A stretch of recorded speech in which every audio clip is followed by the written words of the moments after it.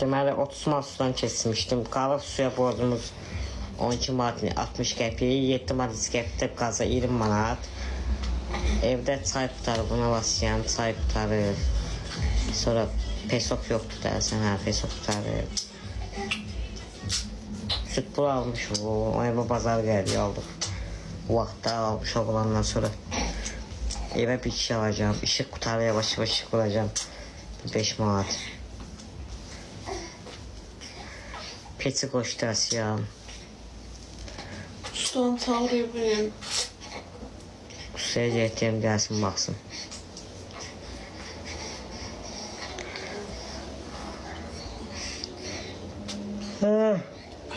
Allah.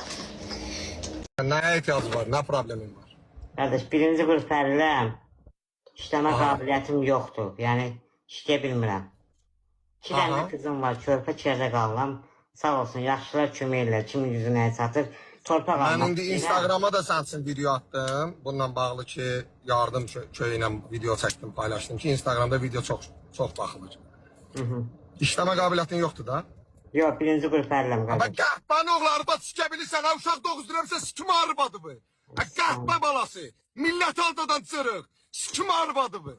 Millət aldada bilsən ha çırıq, hamilə saxlaya bilsən o yanındaki qəhbəni. Ha? Dedim da Yanındaki qoşmayayım da qəhbən. bunu. Heh. Dedim qoşmayayım da bunu. Dedim qoş. Nə qoşmayayım mən bunu. Bunun boynu yerə soxum. Günahı öz boynuna. Dedim qoşmayayım da bunu. Hə. Xəstə ya da xəstə. Sağ dedim qoş.